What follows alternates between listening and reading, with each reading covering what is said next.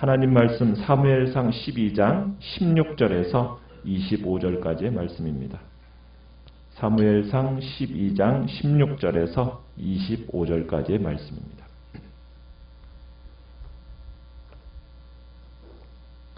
사무엘상 12장 16절입니다.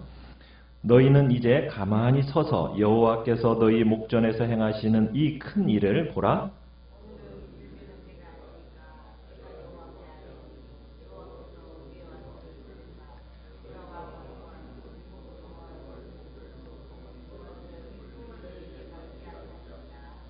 이에 사무엘이 여호와께 아뢰매 여호와께서 그날에 우레와 비를 보내시니 모든 백성이 여호와와 사무엘을 크게 두려워하니라.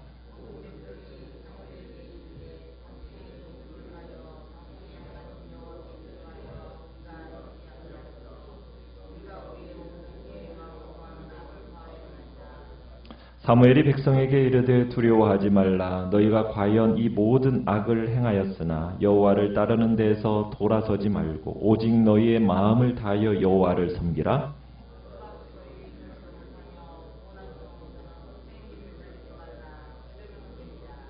여호와께서는 너희를 자기 백성으로 삼으신 것을 기뻐하셨으므로 여호와께서는 그의 크신 이름을 위해서라도 자기 백성을 버리지 아니하실 것이요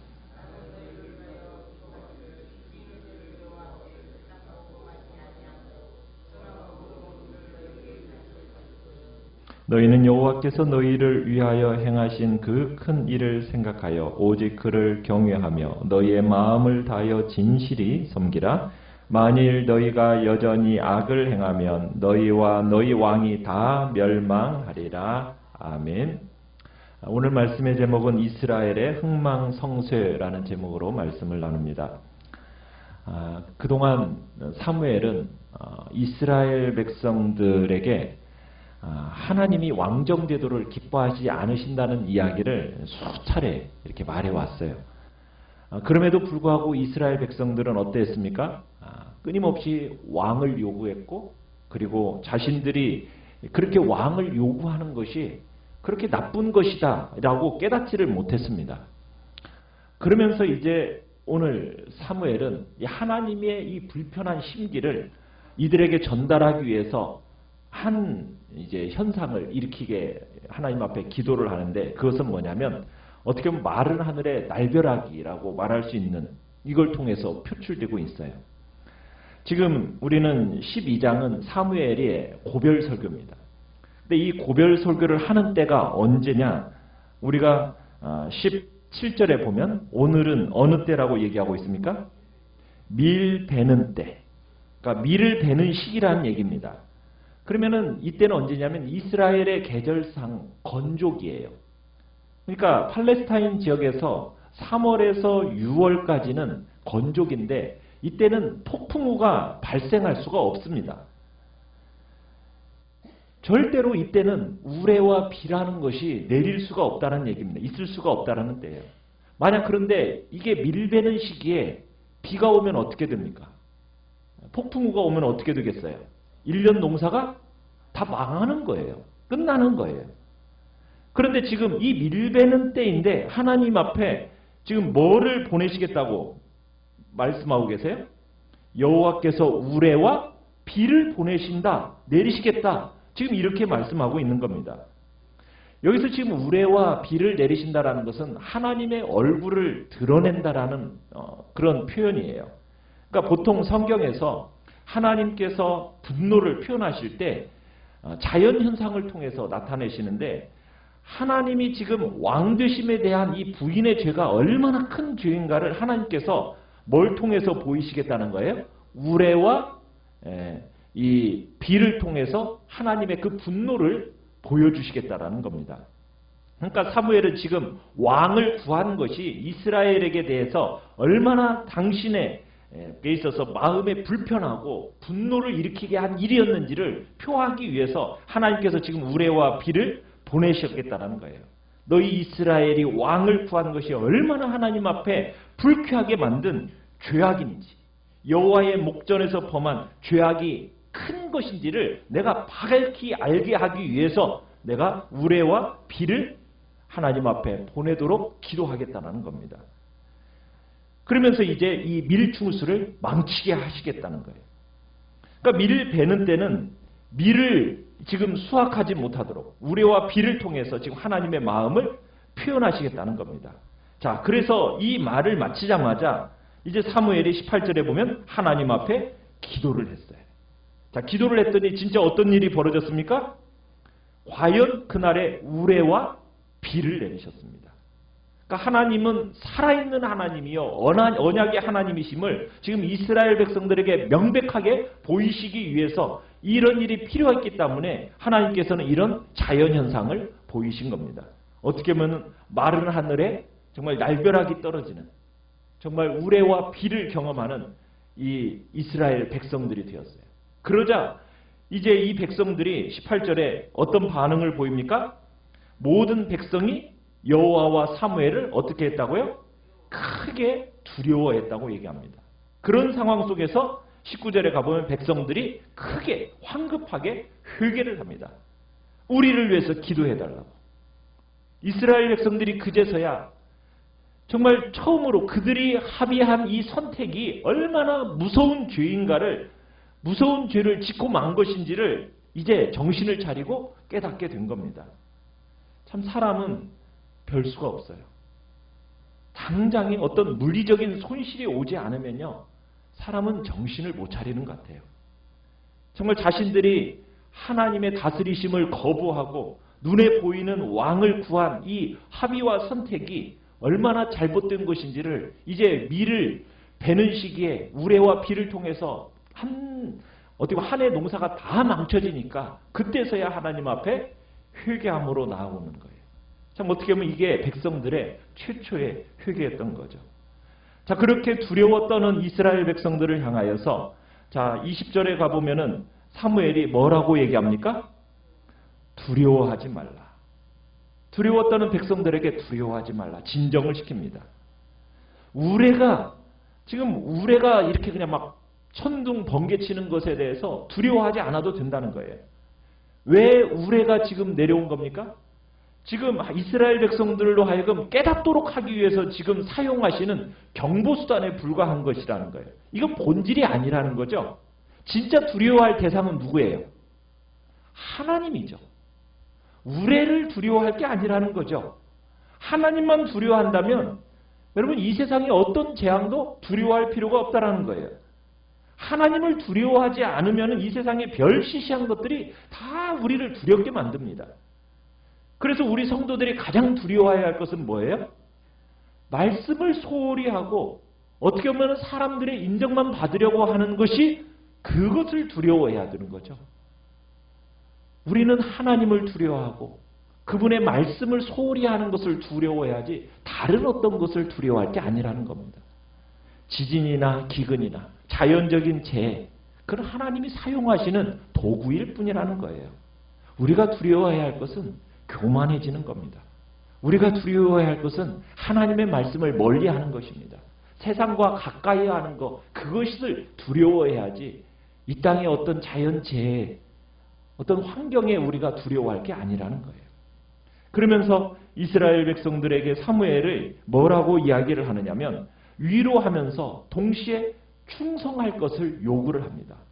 왕을 구한 이스라엘 백성들의 배교에도 불구하고 절대로 여호와를 따르는 일에서 이탈하지 말라는 거예요. 오직 마음을 다하여 여호와를 섬길 것을 명령을 하고 있습니다.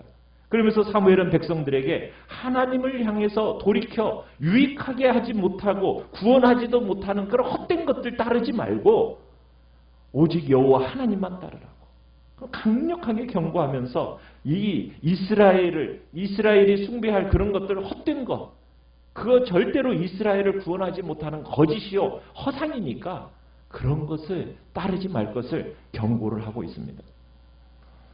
왜 지금 사무엘이 만일 뭐뭐 한다면 하면서 지금 섬뜩한 경고로 일침을 넣는 것입니까? 이스라엘에게 요구되는 것은 지금 왕에 대한 지금 기대감으로 지금 많이 부풀어져 있어요. 사울이 야베스 길르앗을 구원해내면서 암몬 왕 나하스를 물리치면서 지금 이스라엘 백성들이 왕을 세운 것에 대한 지금 기대감이 너무 부풀어져 있으니까 그 기대감 속에서 거품을 빼내기 위해서 지금 이런 경고를 하는 겁니다. 이스라엘이 비록 왕정을 세우고 왕에 대해 어떻게 보면 강력한 왕과 중앙 정부를 갖춘다고 하더라도 여전히 그들을 다스리고 있는 분이 누구예요? 하나님이란 말이에요. 그러니까 왕을 의지할 게 아니라는 거죠. 누구를 의지해야 되는 겁니까? 하나님을 의지하고 하나님을 경외하고 하나님을 섬기는 것을, 그게 중요한 건데, 이스라엘 백성들이 지금 왕에 대한 기대가 너무 크니까 그 왕에 대한 기대를 꺾어버리시고 오직 여호와 하나님만이 이스라엘의 참 왕이시라는 것, 만왕의 왕은 여호와 한 분이라는 것을, 그분께만 전적으로 달려있다는 것을 지금 알려주기 위해서 지금 이 말씀을 하고 있는 겁니다. 어떻게 보면 지금 이제 이스라엘 백성들의 마음이 무거워졌어요. 그러면서 이제 사무엘이 위로의 말을 합니다. 두 가지 분명한 사실을 얘기하는데 22절을 보시면은, 첫 번째는 이스라엘을 향한 하나님의 변함없는 사랑을 이야기합니다. 22절에서. 지금 이스라엘이 왕을 요구해서 하나님의 마음을 아프게는 했지만 여호와는 여전히 이스라엘을 뭐 하신다? 사랑하신다. 이들에 대해서 기뻐하시는 마음이 변함이 없으시다는 거예요. 결코 이 백성을 버리지 아니할 거다라고 알려주십니다. 지금 여호와께서는 이스라엘 백성을 자기 백성으로 삼으신 것을 기뻐하셨기 때문에, 그리고 당신의 크신 이름을 위해서라도 자기 백성을 버리지 않겠다, 지금 말씀하고 계세요. 여러분, 하나님의 자비는 무한합니다. 하나님께서는 무한한 자비를 가지고 계시는데, 여러분, 이 자비의 출처가 무엇입니까? 하나님이 우리를 자기 백성으로 삼으신 것을 기뻐하셨다, 이렇게 표현하고 있어요. 하나님이 자기 백성을 삼으신 걸 기뻐하셨다는 거예요. 하나님은 정말 우리가 우리같이 어떻게 보면 정수리부터 발끝까지 성한 데가 없고 정한 데도 없고 정말 죄악뿐이고 연약하기 짝이 없는 그런 인생을 택하시고 기뻐하셨다. 여러분, 이거 이해할 수 있습니까? 여러분, 이해할 수 없는 대목이에요. 우리가 구원의 은총을 누리면서 살고는 있지만, 여러분, 이거 우리에게 있어서 미스테리입니다. 왜요? 왜 나를 구속하셨을까? 하나님이 나를 택하여 부르셔서 나를 하나님의 자녀 삼으셨는데 왜 나를 기뻐하실까? 여러분, 이것은 우리의 신앙의 영역에서 제일 이해가 안 되는 부분이에요. 표면적으로 답을 꺼낼 수 있다면 그것은 오직 단 한 가지입니다. 그 답변은 뭐예요? 하나님이 기뻐하셨다는 거예요. 기뻐하셨다는 거예요. 하나님께서 나를 그냥 기뻐하셨다는 거예요. 여러분, 거기에 무슨 논리적인 접근이 필요합니까? 어떤 분석이 가능합니까? 가능하지 않은 겁니다. 오직 하나님이 나를 기뻐하셨다라는 거, 여기에서밖에는 답을 찾을 수가 없는 거예요. 그리고 자기의 크신 이름을 위해서라도 내가 이 백성을 버리지 아니하겠다라고 지금 말씀하고 계시는 거예요. 두 번째는 23절에서 이스라엘을 향한 또 사무엘의 변함없는 사랑을 이야기하고 있어요. 사무엘이 일선에서 물러납니다. 그런데 무엇만은 쉬지 않겠다라고 지금 말하고 있습니까? 너희를 위하여 기도하기를 쉬지는 않겠다. 사무엘이 그것을 뭐라고 생각하겠다고요? 죄라고 생각한다는 거예요. 내가 너희를 위하여 기도하기를 쉬는 것은 하나님 앞에서 죄다. 내가 절대로 이런 죄 범하지 않겠다. 그리고 내가 선하고 의로운 길을 내가 너희들에게 계속 가르칠 것이다. 은퇴한 후에도 정말 영적인 지도력을 행사하면서 이스라엘로 하여금 바른 궤도를 걸어가도록 독려할 것을 지금 강조하고 있는 것입니다. 여러분, 기도하던 사람이 기도를 멈추는 것은 죄를 짓는 것과 같습니다. 왜냐하면 기도하는 사람은 군인으로 치면 최전방에서 철조망을 지키는 군인과 같은 사람이에요. 여러분, 그런 군인이 피곤하다고 해서 귀찮다고 해서 여러분 철조망을 지키지 않으면 어떻게 되겠어요? 국경지대가 뚫릴 수밖에 없는 거예요. 이건 경계를 여러분 경계에 실패한 지휘관은 용서가 안 된다고 그래요. 이게 엄청난 죄를 짓는 거라는 거예요. 다른 사람을 위해서 많은 일을 여러분 해주지 않더라도요. 여러분 가장 중요한 사명이 무엇입니까? 그를 위해서 기도하는 겁니다. 어떻게 보면은 저도 목회자로서 또 지역장으로서 구역장으로서 우리에게 맡겨진 영혼 한 영혼 우리의 가족 한 영혼에 대한 책임감이 우리에게 있기에 우리는 기도하기를 쉬는 죄를 절대로 멈춰서는 안 된다는 얘기입니다. 다른 사람을 위해서 기도하는 일, 어떻게 보면 우리가 할 수 있는 최고의 일이라는 것을 기억하면서 우리는 기도의 자리에 서야 되는 겁니다. 그러면서 이제 마지막 24절과 25절에서는 이스라엘의 미래가 그들의 행동에 의해서 좌우된다는 것을 이야기합니다. 그러면서 마지막 세 가지 권면을 24절에 하고 있어요. 너희들은 하나님이 이스라엘을 위해서 하신 큰 일을 기억해라. 그리고 두 번째로는 하나님을 경외해라. 세 번째로는 하나님을 진실하게 섬겨라. 삶의 모든 영역에서 하나님을 사랑하라. 그래서 이스라엘은 여호와께서 이스라엘을 위해서 행하신 그 큰 일을 생각하고 오직 여호와를 경외하면서 마음을 다해 진실이 그 하나님을 섬겨야 할 것을 얘기합니다. 그러면서 25절 마지막에는 긍정적인 전망과 함께 이 부정적인 전망도 덧붙이는데 만약 너희들이 여전히 악을 행하면 어떻게 될 거다? 왕과 함께 다 멸망할 것이다. 여러분 하나님은 이스라엘 백성을 사랑하신다고 말씀합니다. 정말 하나님이 무섭게 우레와 소낙비로 징계하셨어요. 그건 싫어하시는 겁니까? 아니에요. 여전히 하나님은 이스라엘을 사랑하셨습니다.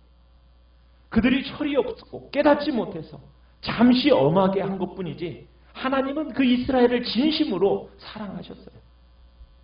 여러분 우리가 하나님과 하나님이 우리를 사랑하신다. 그 사랑에 대해서 우리가 느끼는 것하고 하나님이 우리를 사랑하시는 것 사이에는요. 많은 차이가 있어요. 하나님이 나를 사랑하시지 않을 것이라고 우리가 생각하는 그 순간조차에도 하나님은 우리를 여전히 어떻게 하고 계신다고요? 사랑하고 계세요. 우리가 단지 깨닫지 못할 뿐이죠. 우리가 느끼지 못할 뿐이죠. 내가 욕심대로 하고 있다 보니까 그 사랑을 내가 마음으로 받아들이고 있지 못할 뿐인 거지 하나님은 여전히 우리를 사랑하고 계십니다. 우리가 조금만 마음을 열어놓으면 우리가 그렇게 하나님께 나아가기만 하면 하나님이 말할 수 없는 사랑으로 우리를 사랑하고 계신다는 것, 우리를 절대 놓치지 않고 사랑하신다는 것을 우리가 이해하고 깨닫게 될 것입니다. 우리가 주님 앞에서 정말 하나님이 나를 자기 백성으로 삼으신 그 이유가 뭔가? 나를 기뻐하셨다. 나를 기뻐하신 이유? 우리가 알 수 없습니다. 오직 하나님의 그 자비밖에는 우리가 붙들 것이 없다라는 것. 이것을 오늘 기억하시면서 오직 하나님의 그 사랑과 자비하심과 무한한 그 긍휼하심을 오늘도 붙들고 믿음의 길을 힘있고 능력있게 살아가시는 복된 우리 귀한 성도님들 되시기를 간절히 축원합니다. 말씀을 생각하면서 기도하시고요. 연약한 우리의 지체들을 위해서 기도해 주시고 또 주님의 교회와 나라를 위해서 주의 또 복된 역사들이 또 나타나도록 이 시간 주님 앞에 주여 세 번 부르짖으면서